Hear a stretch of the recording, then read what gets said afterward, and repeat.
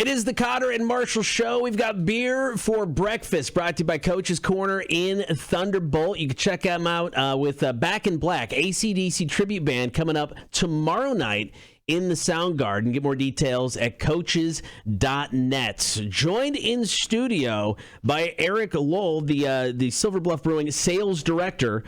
You've been there since about February. Now, this brewery opened up in July of 2020.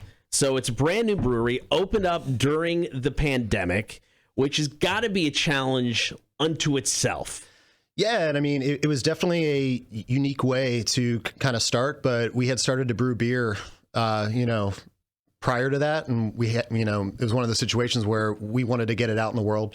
Obviously, things had changed where we had to do a lot of, normally when you open up a brewery, the goal is to get as many people to come to the brewery as possible right away. We kind of had to shift it. We just kind of had to shift what our goal was and try to put as much beer out in the world as we could first, and then kind of build up that excitement so that as we could slowly reopen the tap room, get more and more people that already knew the beer. Right. Which is kind of the opposite how things usually go. But when the world is happening the way it is, you just kind of got to roll with it. So I noticed on the website, silverbluff.com, which is the brewery's website, I was going through like the About Me section, or just the About section, the History section, and they had some really cool stuff on there. But one thing that I noticed that they had on there was an announcement of someone very special joining the brewery, Brody Pierce. Now, this happened as head brewer, but I noticed that you weren't even announced on the website. So why do they hate you? I mean, I'm trying to figure that out myself. Yeah. I think I've been doing pretty good for them, right? But a lot of not good enough, though. I mean, you're not on the website. Well, I mean, I think they're doing it because they probably want to keep me humble, because if they throw me on the website right away, I'm gonna get cocky. It's gonna go to my head, right? So I'm sure that's probably just it. I'm gonna have to have a conversation with them now about that because I thought by now maybe I might be, but every time I go there, they don't ask me to take my picture yet. So, so I think until that happens, because I don't think they want any of the ones that I would send. Well, here's the thing, and I don't know if you've noticed this or not. I mean, when it comes to the craft brew industry, there's like a stereotypical kind of look for guys. Correct. You don't look like those I know guys. It's great. You have a baby face. I do. You don't have like a pair of glasses and a very large beard. So are you in craft beer? I mean, I what's cool about it is I get to kind of lay low. Yeah. People only know that I work in beer if I tell them. Because if I had the beard and all that, people just want to talk to me all the time about beer. So it's kind of nice to go a little bit, incognito. Do you look like an accountant? Oh, thank you. I mean, you're wearing a Hawaiian shirt today. You look like you're about to go to the beach. Like you're missing just the sunblock on your nose, and I'm like, that dude he probably has never drank a beer in his life.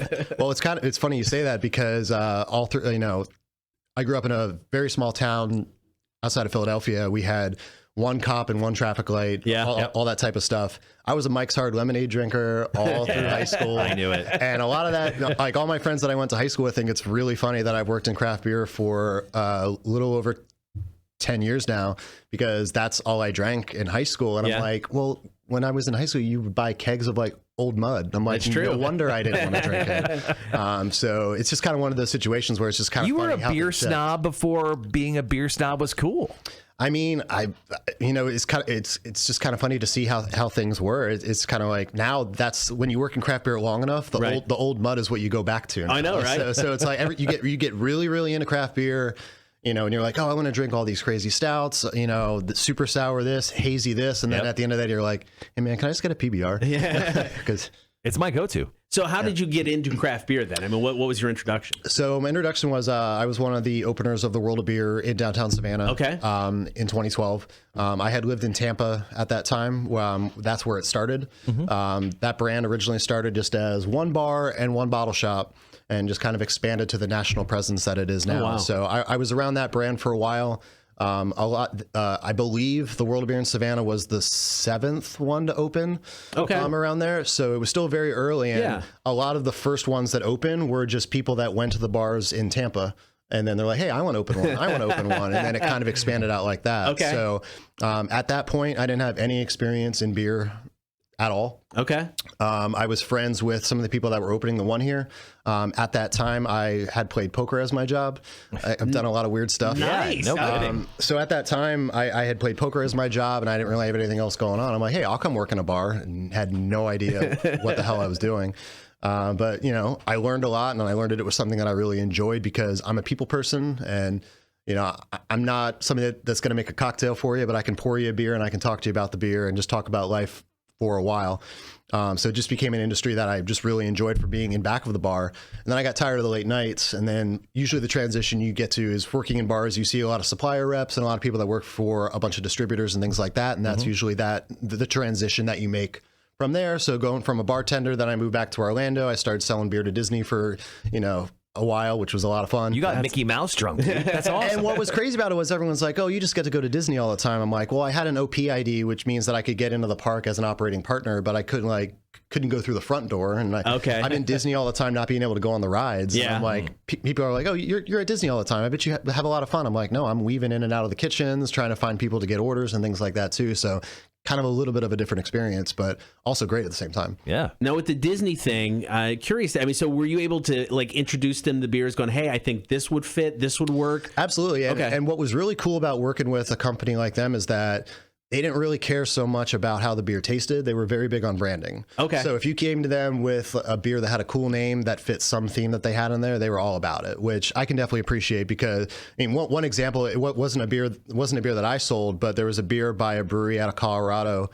called Great Divide. They made a beer called the Yeti, which is a barrel-aged imperial stout. Yep, had that. And they would sell that in Animal Kingdom when it's 100 degrees. And I'm like, from a stylistic standpoint, that beer made no sense to be there, but they were big on the branding behind it then as well. So Did you ever see any of the characters like behind the scenes, like just yugging beers? I definitely saw them without their, you know, they would wear the full costume, but then they would take it off. Yeah. I mean, probably the weirdest thing was when I would also sell beer, because I would go to Universal and then I'd be in the backstage area and I'd see one of the blue men talk. I'm like, whoa, this is weird because I'm not supposed to see this right now. So it kind of ruins a little bit of the magic. But. That's pretty funny. All right, we're talking to Eric from Silver Bluff Brewing. It is Beer for Breakfast, brought to you by Coach's Corner. All right, so here in a few minutes, we're going to try some beer. What did you bring today? So I brought our two top sellers in the Savannah market here.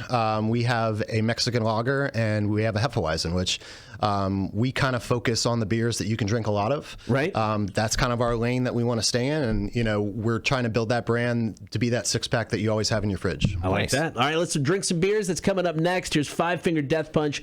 Darkness Settles In. It is Beer for Breakfast, Cotter and Marshall Show, Rock 106.1. It is Beer for Breakfast, brought to you by Coach's Corner in Thunderbolt, Back in Black, playing the Soundgarden tomorrow night. Good old AC/DC cover band. We're joined by Eric Loy from Silver Bluff Brewing, sales director brewery down in Brunswick. And we're going to drink some beer now. This is the best part of our week, man, not going to lie. So once again, what did you bring us today? So the first beer we're going to be drinking is our Needle Rush Hefeweizen. Okay. What's cool about this beer, I had mentioned kind of before, what we're focusing on is the beers that are as drinkable as possible. Mm-hmm. We want to be that brewery that you can drink all six of our beers every time you buy a six-pack. We'd like to be that brewery that you just have in your fridge. Sure. You know, all the time. We love craft beer. We want people to drink as many different craft beers as possible, but like we want to be your one that you just drink all the time. Yeah. What's really cool about this, again, why this beer is doing so well in general is because there's no one else out there that's really making a Hefeweizen right now. It's not a sexy style, right? Which is fine. It looks sexy if it means anything. Thank you. No, it does. It does. So, and what's kind of cool about this beer is that it's a true, authentic German style. Okay. We focus on the German hops. We focus on the right malt base. You get a lot of banana out of it. You get a lot of clove out of it. Right. It's the only beer that we do not filter. So again, true authentic to that. Right. And what's cool about the Hefeweizen, it's one of those styles of beers that you can drink all year. Sure. But it tastes especially good in the summertime when it's really, really hot out. Which is the life we're living right now. Yeah. Here's what I appreciate about Eric bringing these beers in. He poured full beers. Yeah. He's not messing around with Ooh, I got real nervous when I started pouring. I was like, pour half beer, full beer. See, I like to pour the full one so you can get the full aroma. Hey. It doesn't necessarily mean you have to drink the whole thing. Oh, but does it? So 4.6% alcohol on this. So with the beer review, we usually start off with taking a big old smell, just so we can get the nose of the beer and see what we've got going on. I'm not that fancy, so I just go out of the can. Go for it. Agree, man. All kinds of clove right off the bat with the nose of that. And what's cool about that style of beer is there's no actual banana in it. There's no actual clove in it. There you go, Cotter. Cotter's not a fan of banana. Yeah. Yeah, no, they're my enemy. It's just the flavor that you get from the yeast profile and everything like that as well. So the nose on is good, though, man. I think it's there. Absolutely. Holding it up to the light and holding it up to the camera as well. You got a nice little hazy kind of golden yellow look to it, what you kind of expect when it comes to a Hefeweizen, just like this one. Once again, Silver Bluff Brewing Companies. We are trying Needle Rush Hefeweizen from the Golden Isles. Why is it Golden Isles, although you're in Brunswick? I'm stupid. The Golden Isles is the name of the area that includes Brunswick and St. Simons and Jekyll. I feel like that's too fancy. I mean, we are a fancy brewery. Sometimes I just need a brewery to talk to me like I'm a 5-year-old. Like, this is beer you drink now and then take nap. So let's do that. Yeah. Okay. Cheers. Well, I mean, in our beer garden, we do have a nice little patch of grass that just curl up and just pass curl out up right there. There you go. That's nice. Well, cheers. Drink some, boys.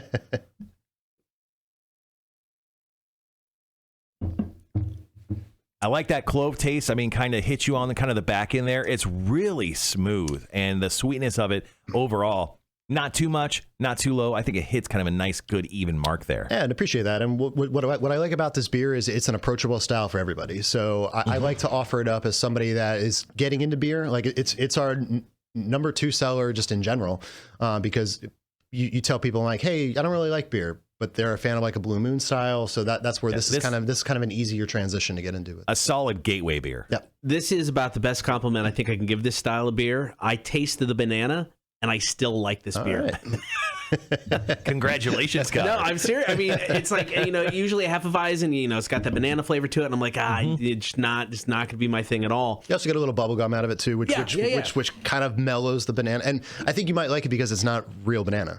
That could be. Maybe it's just my hatred is just pure, true banana. But no, I mean, you definitely get a little bit of the banana, you get the clove, but I agree with you. It's just super smooth, and it's just really easy to drink. So I like a Hefeweizen. All right, so I didn't know if I'd ever say that. I didn't know either. All right, so on the beer scale of supremacy, Cotter, let's start with you. What do you give Silver Bluff Brewing Company's Needle Rush Hefeweizen coming in at 4.6% alcohol? All right, so I'm going to give it a 3.5 out of 5. I do like it, and I honestly, it's that's kind of mind blowing for me with the banana part of it. But this super smooth. It is light. I mean, this is something. If I'm going to the beach, picking up a 6-pack of this, I'm good to go. All right, Eric, it's on you now. I know this is tough. It's your own beer. On the beer scale of supremacy, what do you give your own Needle Rush Hefeweizen? I mean, I have to give it a 5, otherwise I wouldn't be good at what I did. But like everything that you said is kind of exactly what we're going for. Right. Like our beers aren't going to be those beers that you go online and be like, holy crap, you guys have to try this right now. But our beers are the ones, hey, you're going to grab a 6-pack on the way to the beach and you're going to have a good time. And like that's exactly what we're going for. Yeah, these are solid beers that, you're right. These are what would you say? These large capacity beers. Like you want to drink a lot of these when you're out. And the great thing is, it comes at 4.6% alcohol. You're not going to get absolutely wrecked after you drink a couple of these. You're going to be very hydrated. And like a lot of our beers are like, our beers are the girl that you met in college, but you weren't quite ready yet, to actually settle down. So you had to go out for a couple of years and date and do a lot of crazy stuff after that. But then you come back and you marry this, right? So. And then you sometimes cheat on her. And that's a great example of the sours and stuff like that. It's an everyday beer, because I mean there are a lot of those craft beers that you're like, oh, that's good. I'm never going to have it again. Right. But that's it tastes great. Good. Yeah. Right. Yeah. But I mean, you want to find that beer that you're like, this is just kind of my go-to. Yep. Exactly. And I get that. I mean, this is what that is. This is definitely a safe place beer for sure. And I actually really do enjoy that. So on the beer scale of supremacy for me, I'm going to give this one a 3.3. I really like Hefeweizens in general. Usually, I think I like them more just because Cotter doesn't like them. That's fair. So I'm going to go ahead and give this one a 3.3 today. All right. So we've got one more we're going to try. What's that? That is our Mexican lager. I'm excited about this one. So That's coming up next. Beer for breakfast, Silver Bluff Brewing out of Brunswick. Cotter and Marshall Show, Rock 106.1. It is Beer for breakfast, Cotter and Marshall Show, brought to you by Coach's Corner in Thunderbolt, Back in Black, playing tomorrow night in the Soundgarden. We are joined in studio by Eric Loy from Silver Bluff Brewing. They're out of Brunswick. We're enjoying some great beers. So we've got this Mexican lager coming up next. I've heard of this style of beer. What is a Mexican lager? So there's a lot of different ways to kind of classify it, and it's kind of a controversial thing. Everyone kind of has everyone has their own view of it. Sure. I like to keep it as simple as possible. A Mexican lager is going to taste a little bit breadier than a regular lager, and a lot of that's from adding corn to it as well. We don't actually do that in ours, so we went more of the traditional route with it. But it's still a very light-bodied beer, but you get a little bit more of the flaked oat flavor that you wouldn't normally get. Okay.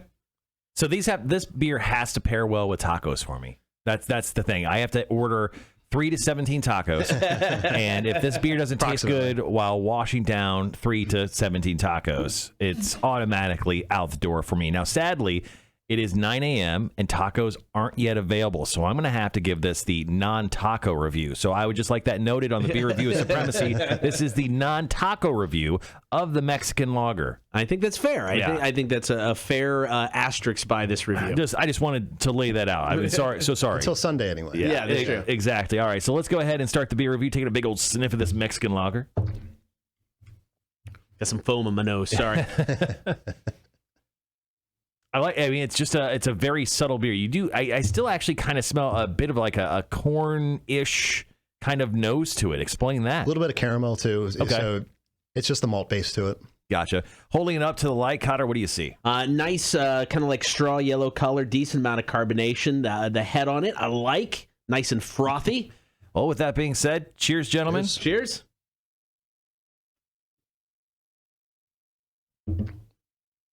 Oh, okay. Okay, I get that. Yeah, I like that. I get that. So, like you said, a lot of Mexican lagers do have kind of that corn flavor to it. Now, obviously, when you're eating a taco, with a corn tortilla, I mean, that's going to pair up really, really well. But with this, you get a little more of that caramel kind of oaty flavor that you were talking about. A lot of that, what's cool about that is this style of beer is meant to have a drier finish as well. Okay. So that it's able to pair well with whatever you're eating. It's not a style of beer that's going to overwhelm your palate when you're trying to enjoy the tacos and all that as well. It's meant to be a proper pairing to it. I mean, with a lot of lagers, you're like, okay, that's good. I mean, it's a beer. What's cool about this is like, all right, it's definitely that lager kind of taste, but you get more to it. There's more to this beer. There's a little bit more flavor there, which I really appreciate. So I like this. And like what's kind of cool is only being open for a few months at the time, we did win a silver medal for this. Okay. At a national championship. Oh, nice. So that's kind of cool to have already won that type of medal within the first couple months of us being open. New kids on the block already scoring the wins. We know the same thing. We're we got to the best morning show via Connect Savannah, and we only were on the air for 2 months, maybe. I guess. Yeah, we started talking about it day one, so I don't know. Well, yeah, I mean, we really wanted to win that award, and we did. So both of us are award winning. I won a Comcast Cable Ace Award in 2002, so I mean, it's still framed and everything there too. You go. So I mean, you just gotta own that one thing that you win, just as long as you can. Sick brag. That's pretty awesome. A group of award-winning dudes right here. That's all it is. So on the beer scale of supremacy, Marshall, where are you going with this? Now, I love myself a nice, beautiful, subtle Mexican lager, Cotter, and I love this one. If I get an opportunity, I'm actually going down to Jack's over the weekend. The brewery opens up 1 o'clock on Sunday. Hopefully I get a late start so I can absolutely convince my wife to stop by and have lunch here. This Mexican lager, I can't wait to eat tacos with it. Yeah. I honestly can't. 3.9. Okay. 3.9. Wow. Coming out of the gate. All right. Yeah. All right. I'm going to go, I'm going to go 3.85. Okay. I really like this. Like I said, I mean, it's like you get that typical lager and like, oh, that's good. Tastes like a beer. This one has a little bit more heft to it flavor-wise, so I appreciate that a lot. And what's kind of cool about this beer is it, I think why it's doing well in a lot of bars and such as well is it covers the two questions that you get the most. What's the latest beer you have and what's local? Okay. So those are the two things as a bartender you hear the most. And I like that I have one nice little package that I can give that all to you. So on the beer scale of supremacy, Eric, what do you give? I mean, it has to be a 5 again. Of course. I work in sales. I love that. All right. So thank you so much for stopping by, bring some beers. This is fantastic. So once again, if people want to check out Silver Bluff Brewing, let's hit up the information. Where are you located? We're located in historic downtown Brunswick in the Golden Isles, Georgia. And when do you open? Pretty much. So we're open every day but Monday. Okay. So we're open during the week from 4 p.m. until 9 p.m. And then on the weekends, our hours are 1 to 10. Okay. Sundays, 1 to 7. And last thing, website, social media, if you want to find out more? Silverbluff.com, but your best bet is either on our Facebook, Silver Bluff Brewing, or Instagram at Silver Bluff Brewing. And I've definitely seen your guys' beers over at Habersham. Yes, absolutely. So people just want to pick them up here in Savannah, they can do that. Absolutely can. Awesome. Thank you so much for stopping by, man. Thanks for having us. All right, beer for breakfast, Rock 1061. Hey guys, it's Connor and Marshall from Rock 1061. Thank you so much for watching our stupidity online. Daily. We appreciate it. So make sure that you like and comment and subscribe. It's down there somewhere. We're not exactly for sure. We do appreciate it. And of course, more content always coming soon.